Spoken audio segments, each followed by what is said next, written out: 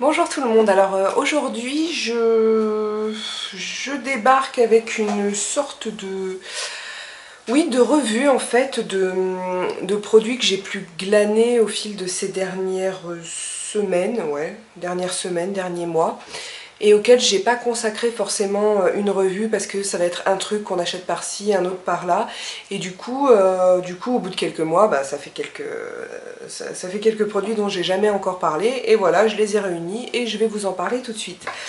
Alors, et on va commencer avec, pas avec du make-up, ni du soin, c'est quelque chose d'un petit peu spécial, et là je vais m'adresser particulièrement aux filles rondes comme moi, ou alors, non mais pas que d'ailleurs, pas que, je vais vous expliquer. Et donc je vais vous parler de la crème NOC. Est-ce que c'est la marque? Je ne sais pas. Non, la marque ça a l'air d'être Sport Aquilane, voilà, donc c'est cette crème là. Ouais, je crois que c'est NOC, oui c'est la crème NOC. Et en fait c'est une crème anti-frottement, et ce truc a changé ma vie à tout jamais. Ça fait bientôt, ça fait 2 ou 3 ans que je l'utilise, je sais plus. Non, ça doit faire 2 ans que je l'utilise. Et donc moi je suis très ronde, et donc quand je suis en jupe ou en robe et que j'ai rien en dessous, enfin que j'ai pas de cycliste ou de choses comme ça, ce qui m'arrive tout le temps parce que déjà je suis quasiment tout le temps en jupe ou en robe, même l'hiver, mais bon j'ai les collants, c'est pas pareil. Les cuisses frottent et au bout d'un moment ça finit par faire très mal, il m'est même arrivé de saigner. Bon alors là on n'est pas dans la minute glam du tout, mais voilà, le confort, être belle c'est bien, mais être confortable c'est encore mieux. Et je ne sais plus comment j'avais entendu parler de cette crème, mais voilà, je l'ai testée et depuis je m'en sers tout le temps, dès qu'il fait un petit peu chaud et que je dois me mettre en jupe en fait. Et bien vous appliquez cette crème donc sur vos cuisses à l'intérieur et vous pouvez marcher toute la journée. Bon, en fin de journée peut-être qu'il faut en mettre un peu, mais moi franchement je vais au boulot et le soir ça frotte un petit peu plus, mais ça fait pas mal. C'est pas, ça n'a rien à voir avec avant. Ce truc est absolument génial. Je n'ai plus aucun problème, aucune appréhension en fait à mettre des jupes en me disant là si je marche beaucoup ça va frotter et tout, et ça va me faire mal. C'est terminé.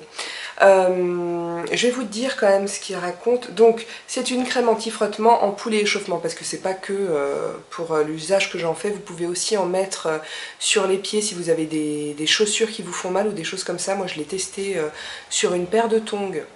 Une paire de tongs j'ai mis une fois cette paire de tongs en plastique en fait. Ce qui tient le pied en fait était en plastique, et à la fin de la journée j'avais la marque de la tongue en cloque sur le dessus du pied. Donc j'ai dû attendre 3 semaines, un truc comme ça, pour que ça guérisse complètement. Je les ai remises avec cette crème et je n'ai plus jamais eu de problème. C'est vraiment génial.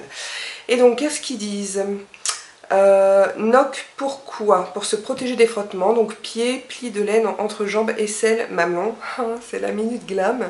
Je sais pas pourquoi ça frotte les mamelons. En fait c'est pour les sportifs, c'est peut-être pour ça. Ça évite la formation de rougeurs et d'ampoules. Pour qui? Pour les sportifs exposés au frottement. Voilà, donc je suis une sportive exposée au frottement. Peau contre peau ou équipement contre peau, ça marche aussi. Donc en fait, comme c'est quelque chose pour le sport, c'est très axé là-dessus, hein. On vous dit avant le sport, appliquez en massage prolongé sur les zones à protéger. Et en cas de frottement intense comme le marathon, le triathlon, raid, etc., appliquez une seconde couche sans masser. Et pour une préparation à une compétition, appliquez notre quotidiennement 20 jours avant. Voilà, et donc ça assouplit et renforce naturellement les capacités de défense de la peau grâce à sa haute teneur en extrait végétal de beurre de karité. N'empêche, il ne faut pas l'utiliser chez les enfants de moins de 3 ans. J'ai pas lu la composition, c'est pas un truc qui m'intéresse parce que ça a été pour moi un tel changement dans ma vie, enfin il n'y a même pas photo quoi. Donc j'utilise ça, et vraiment si vous avez ce problème là, allez-y, mais courez. Je l'ai déjà conseillé à plusieurs personnes qui m'ont toutes dit cette crème est géniale, et voilà, donc vraiment ça marche et ça change tout. J'ai passé un moment là-dessus, mais ça faisait un moment que je voulais vous en parler et puis j'avais oublié, et voilà. Alors ensuite, qu'est-ce que je vais faire? Bah toujours pas de maquillage puisque j'ai tout le reste c'est du maquillage. Là je vais parler du parfum Le Prodigieux de NYX. Quand il est sorti, je me suis dit non, on n'achète pas ce truc. Je suis allée une fois en parapharmacie, je suis passée devant, j'ai résisté, mais la seconde j'ai craqué. Ça sent, donc pour celles qui connaissent l'huile prodigieuse, je sais, oui ça sent pareil. C'est un parfum très estival, assez fruité, qui sent en fait l'odeur de la crème prodigieuse, et c'est une odeur de l'huile prodigieuse, pardon. C'est une odeur absolument magnifique. Depuis que je l'ai acheté, j'ai pas mis un seul autre parfum, j'en mets tous les jours. Vraiment pour l'été, c'est génial. Je me demande même si je le porterai pas l'hiver. J'adore cette odeur, je suis raide dingue, mais dingue de ce parfum. 45 € quand même, il y a combien? 50 ml, ça fait mal. Hein. Ensuite, je vais vous parler, parce que ça fait quelques... ça doit bien faire 2-3 mois que je l'ai. La poudre Razor Sharp. Alors, Razor Sharp Ultra Definition Finishing Powder de chez Urban Decay. Comme ça, c'est une poudre HD.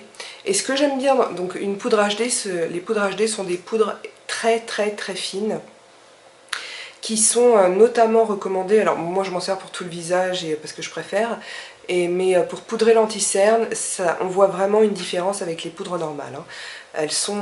La poudre est beaucoup plus fine, elle va fixer votre anti-cerne sans apporter un effet plâtreux.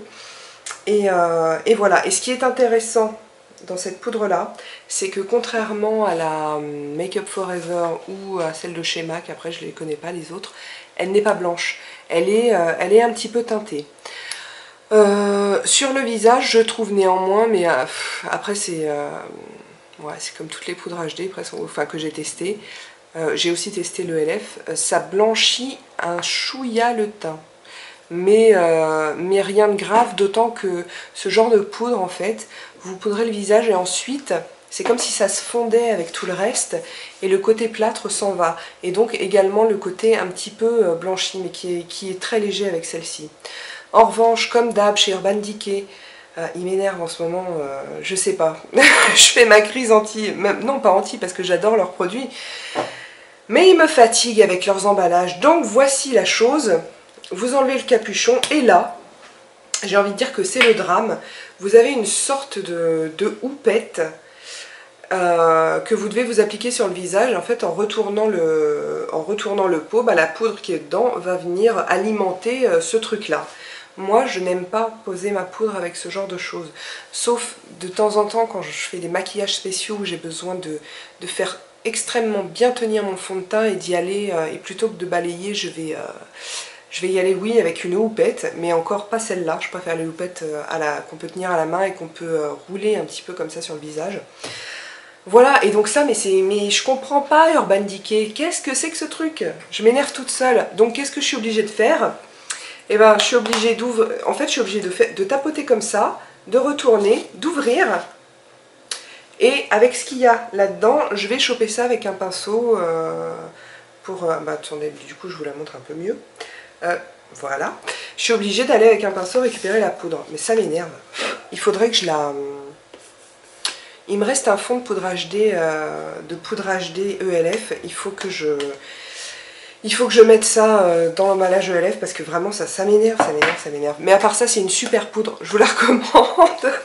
Voilà, si le message n'était pas passé. Ensuite, je vais vous parler d'un rouge à lèvres que j'ai reçu dans la Glossy Box. Je ne sais pas par qui il est fabriqué. Zut, j'ai oublié. Je l'ai su mais je ne sais plus. Reçu dans la dernière Glossy Box, j'ai trouvé ça super sympa. Donc voilà, le packaging avec carrément marqué Glossy Box et puis là-haut le petit symbole Glossy Box. Et comment s'appelle-t-il? Lipstick Glossy Pink. Alors Glossy, non, je suis pas du tout d'accord. Alors là, ils ont craqué complètement. Je vous montre la couleur, qui est très sympa. Moi je le porte souvent parce que c'est rose. Donc ça donne un côté, oui, ça donne un côté coloré et tout, mais il n'est pas non plus très pétant. Moi je trouve qu'il me va bien au teint. Et c'est super. Alors par contre, c'est pas du tout glossy. Ah, mais glossy pink, voilà. C'est-à-dire que je comprends vite, mais il faut m'expliquer longtemps. Donc glossy pink parce que glossy box. Non, parce qu'il n'est pas du tout glossy. Il n'est pas du tout glossy ce rouge à lèvres, voire même au bout d'un moment. Moi j'ai l'impression qu'il est presque mat. Bref, je l'aime beaucoup. Ouais. Ensuite, un cadeau d'une amie. C'est l'enlumineur WhatsApp de Benefit. Packaging super mignon. Donc qui est composé de deux choses. Vous avez en haut, j'ai toujours le capuchon parce qu'elle me l'a donné il n'y a pas longtemps. En haut, donc c'est un enlumineur en stick. Donc le voilà. Il est couleur un peu champagne comme ça, mais moi je trouve que sur la peau il fait il fait beaucoup plus froid que ça. Et puis ici vous avez l'embout pour estomper. Moi j'aime beaucoup ce truc. Malgré le fait que j'ai une peau mixte, et ben j'en mets quand même. Donc bah tiens, je vais le faire là puisque j'en ai pas mis. Donc voilà, vous mettez ça, bon, je sais pas si vous allez voir quelque chose, hop, sur les bombées du visage. Je vais pas en mettre là. De toute façon, il fait super chaud, donc je brille déjà, mais c'est pour vous montrer. Voilà, on met ça, hop, comme ça. Et puis après, on estompe avec le truc là. L'embout un peu mousse, je sais pas. Voilà. Et du coup, ça donne un petit côté glowy, sympathique. L'amie qui me l'a donné, oh, je me suis fait une chute là. L'amie qui me l'a donné, elle me l'a donné parce que elle trouvait que ça faisait un effet gras sur elle. Moi je trouve pas. Je trouve pas spécialement. Alors c'est sûr, c'est pas de la poudre, hein, c'est pas comme mon enlumineur, j'en ai un de chez Bare Minerals. C'est pas de la poudre, mais je trouve ça assez sympa. Et puis alors pour les peaux sèches, c'est carrément le top quoi. Voilà, donc très bien. Ensuite, j'ai acheté, je sais même plus quand, un gros crayon pour les yeux chez Sephora. Voilà, c'est un crayon vert métallisé qui est très joli, dont je me sers. Ah bah, je viens de passer du démaquillant, donc ça glisse, ça accroche pas trop, mais donc j'allais dire, je m'en sers en base ou alors pour simplement en trait de crayon. Voilà, bon, je peux pas dire grand chose de plus, c'est un crayon quoi. Il a la tenue, il est assez gras, donc il vaut mieux le fixer si vous avez tendance à avoir les paupières grasses. Et voilà, bah, pas mal du tout. Ensuite on arrive dans les choses qui m'émeuvent le plus. Quoi que je dis ça, mais non, c'est vraiment la crème NOC là, qui m'émeut le plus. Alors, le blush Coralista de chez Benefit. Je vous en ai déjà parlé dans une vidéo, mais je ne vous l'ai pas présenté. Donc voilà, les blushs de chez Benefit se présentent comme dans des packagings comme ça qui sont très jolis. Pardon. Et ils sont livrés avec un pinceau, une brosse, on dirait plutôt une brosse à blush. Donc vous avez un miroir ici. Voilà, alors ce blush Coralista, pour celles qui sont pas fendues de maquillage, c'est un blush qui est célébrissime, en tout cas dans le monde des blogueuses beauté et de celles qui les suivent. Voilà, c'est un pêche corail avec des... je vous le swatch que sur le doigt parce que j'ai peur que sur la main vous voyez rien. Donc, attendez... Je vais faire en sorte de voir ce que je fais dans le miroir, comme ça je vous parle en même temps. Voilà, donc c'est un pêche, un petit peu corail, avec rien du tout. Oui, il a des reflets un petit peu dorés, on dirait. Et il est vraiment magnifique, ça faisait très longtemps que j'en avais entendu parler et je comprends maintenant le pourquoi de l'engouement. Il est très très beau ce blush et en plus on peut vraiment se servir de la brosse qui est dedans. Ça pose le blush et on peut poser le blush sans se faire des traces de taré. Donc moi comment je m'en sers en fait, quand je me sers de ça, je vais prélever la couleur. Ensuite je vais poser mon blush là où moi je le pose, c'est-à-dire moi je le pose plutôt comme ça. Donc je pose le principal de la matière ici, ensuite je retourne le pinceau comme ça, la brosse, et j'estompe. Et je trouve que ça marche super bien. Donc c'est vraiment bien, très contente. Ensuite, un que j'ai déjà mentionné aussi, mais peut-être que vous verrez la vidéo après, je ne sais pas. J'ai acheté un troisième vernis à lèvres Yves Saint Laurent. J'ai pourtant pas l'habitude d'acheter des... comment dire, des cosmétiques de marque de luxe. Vraiment, j'en ai pas l'habitude. Mais ça, c'est différent. Parce que ça, c'est quelque chose qu'on ne trouve pas ailleurs. Même chez les marques comme Je M'aime, Maybelline, tout ça, qui ont essayé de faire qui ont essayé de faire la même chose, ça n'a rien à voir. Vraiment, ce truc est génial. Alors, les deux premiers que j'ai achetés, je les ai achetés à 27 € chez Sephora. Là, il est à 29. Je ne sais pas. Est-ce que ça change selon les Sephora ou pas? J'en ai aucune idée. Voilà, et donc j'ai pris la teinte numéro 7 et c'est celle que je porte aujourd'hui. Je suis toujours aussi folle de leur tenue, de la beauté de la couleur, du rendu glossy et de l'incroyable tenue de ces trucs-là. Et enfin, la chose qui m'hypnotise, On m'a offert récemment le célébrissime aussi Phare Outre-mer de chez Nars. Je sais plus, j'ai l'impression qu'il est sorti l'an dernier. Pareil, reprenez-moi si je me trompe parce que je suis pas au top moi dans les dates, donc qu'est-ce qui est sorti quand.